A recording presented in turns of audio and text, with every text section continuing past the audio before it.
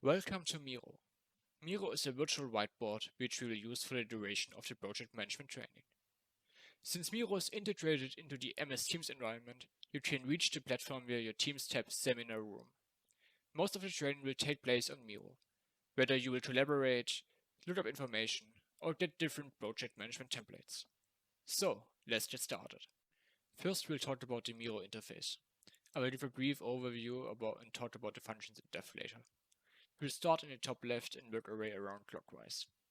In the top left you can see the Miro logo, the name of the board, in this case tutorial, a button which we will not use, and the undo and the redo keys. In the top right there is a button to hide cursors of others, more on that later. There are pictures of the different users on the board, representing their profiles. There's a share button which we will not use, and there are the settings which we will come to later as well, and the search function. Again, we will come to this later. This meeting section here we will not use. In the bottom right, there's a number representing your zoom as well as two buttons to zoom in and out, and a map. I will talk about those things later as well. In the bottom left, those functions down here we will not use in a course, so I will just skip over them.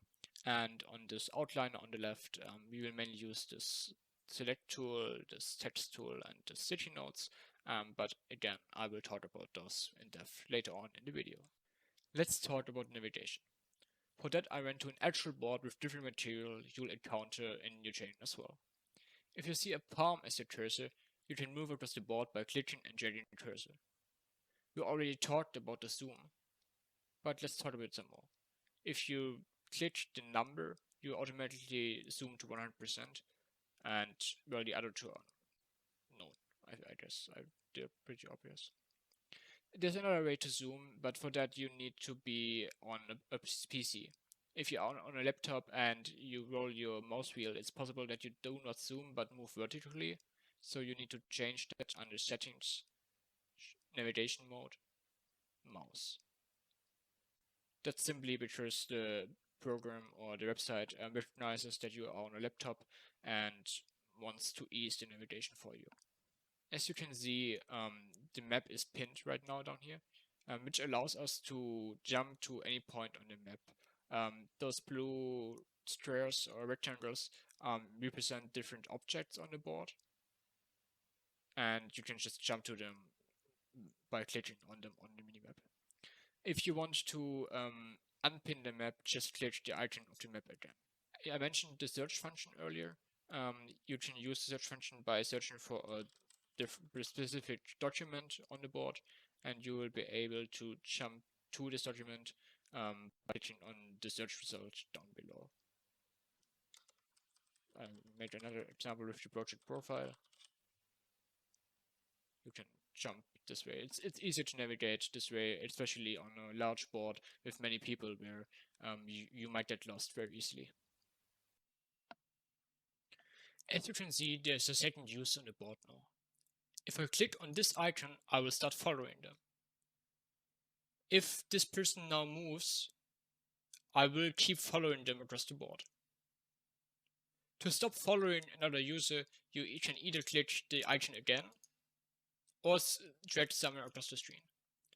You will see that this red outline and this little text down here will disappear as soon as you drag, and thus as soon as you stop following the person. Following another person on the board is especially useful when somebody wants to show you something on a crowded or very large board where you can get easily lost. So it's a neat little tool to work your way around a Miro board. If you want to interact with something on the board, you will need to change the mode of your cursor. As you can see, I cannot interact with this text except by clicking the edit button. Now I can change things in the text.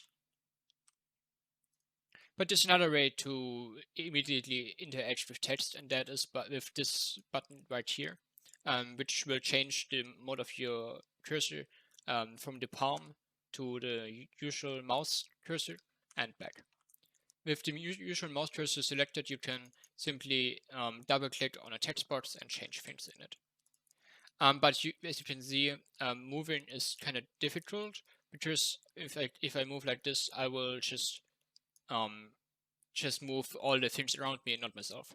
To change that, you can hold spacebar down, which will show you the cursor, the palm cursor again, with which you can move across the board, and move and navigate freely without being afraid of changing things on the board you do not want to change. During the training, you often will use sticky notes. To create a sticky note, click on this button right here or the shortkey N and drag something across the board. You will create the sticky note the size you dragged on the board. You can change it afterwards, and you also can change the color from it and the format of it with these options up here. To write something on it, double click the sticky board and write your message. You also may use text fields, which is this T button right here, right above the sticky notes. They work very similarly. You can write whatever you want, and you can change the background color or even choose to have no background color at all. You can also change the font styles and everything. There are a lot of options for you. One of the main reasons we use Miro is the collaboration aspect of the tool. Everyone is on the board in real time, visible to everyone else on the board. But sometimes that many people can lead to you losing the overview. Now here we only have one other member, so we can still make out everything that is written down. But imagine there are 10 other members, and they are all covering parts of this baseline of the ICB4. To hide those users, you can click this icon up here, and the icons of the users on the board will disappear. To show them again, you can simply click up here again, and they will reappear. It's useful when you have a lot of people and you may want to concentrate on something specific. It's also useful if your internet connection is a bit bad and maybe your screen is lagging a bit behind. Because if you hide those cursors, it may be better. I made the experience that it sometimes is better to hide them if you have trouble with the internet connection. Since you are a guest user, you will be prompted to choose a name.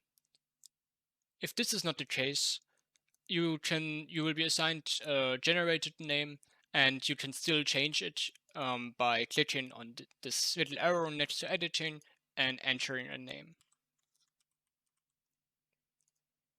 Now you will be shown on the board with the name you chose. So, and that's it for the short tutorial video. I hope I was able to answer all of your questions. If any questions remain, feel free to ask them down below in the comment section. We will try to answer them as fast as possible. And we will also try to implement them in the next version of this tutorial video. See you in the next course, and bye bye.